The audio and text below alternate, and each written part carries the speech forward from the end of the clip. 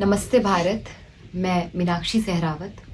अभी हाल ही में कर्नाटक पुलिस के द्वारा मेरे ऊपर एक केस लगाया गया, मेरे अगेंस्ट एक एफआईआर दर्ज की गई और वो इसलिए की गई क्योंकि मैंने राष्ट्रपिता कहे जाने वाले एक व्यक्ति के ऊपर कुछ टिप्पणियाँ की।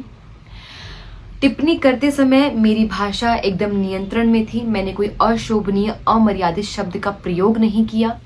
उसके बाद भी मेरे ऊपर एफआईआर हो जाता है क्योंकि मैंने इतिहासकारों के द्वारा प्रमाण और तथ्यों के आधार पर जो कुछ भी ऐतिहासिक पुस्तकों में लिखा जा चुका है वही मैंने अपने शब्दों में जनता तक पहुंचाने का प्रयास किया, इसलिए मेरे ऊपर एफआईआर हो जाता है।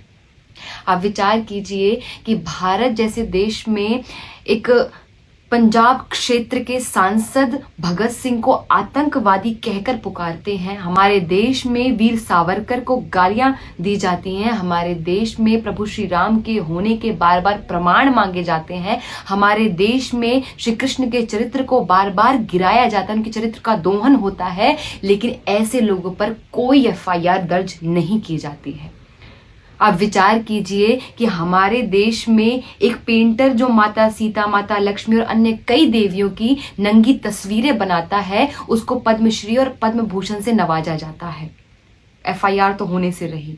हमारे देश में मदर टेरेसा आती है, हमारे देश की संस्कृति को खराब करती है या कन्वर्जन करती है और उसको भारत रत्न मिल जाता है।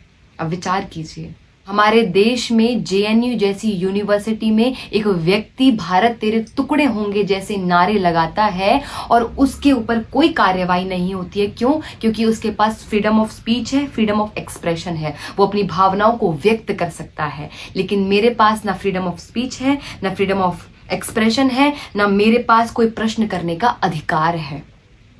और ये प्रश्न केवल मेरा नहीं है, मेरे जैसे कई लोगों का है। क्या कि किस दस्तावेज में कहाँ ये लिखा हुआ है कि ये व्यक्ति भारत का राष्ट्रपिता है, ये कहाँ लिखा हुआ? ये प्रश्न कई लोगों का है। आप विचार कीजिए, मेरा केवल इतना कहने पर कि इस माँ भारती का कोई पुत्र तो हो सकता है, कोई सपूत तो हो सकता है, लेकिन माँ भारती का, इस राष्ट्र का कोई पिता नहीं हो सकता है, इतना कहने पर मेरे अगेंस्ट एफआईआर हो जाती है। और मैंने देखा कि जब ये केस मेरे ऊपर हुआ तो कई रिपोर्टर्स ने और कई जगह ऐसी हेडलाइंस आई कि नॉर्थ की एक वक्ता ने इस प्रकार का बयान दिया है।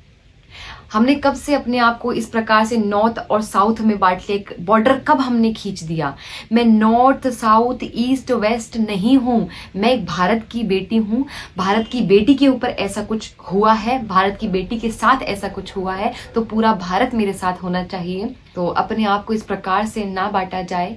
और जब से ये केस हुआ है तो कई लोगों का और बहुत लोगों का मेरे पास सपोर्ट आ रहा है, निरंतर सपोर्ट आ रहा है। आप लोग बहुत सपोर्ट कर रहे हैं और इसी प्रकार से सपोर्ट करते रहिए, क्योंकि आप लोग सपोर्ट करते हैं तभी हमारे भीतर से ऐसी आवाज़ निकलती है और हम अपनी आवाज़ को लोगों तक पहुंचाने में सफल रहते हैं, क्योंकि आप लोग साथ रहते हैं। और ऐसे ही साथ रहिए, जिस प्रकार से आप हम जैसे लोगों की सहायता कर सकते हैं वैसे करिए। अपने तन से, अपने मन से, अपने धन से करते रहिए। और सबसे बड़ी बात कि जुल्म के साए में फिर लब खोलेगा कौन? यदि आज भी हम चुप रहे तो फिर बोलेगा कौन?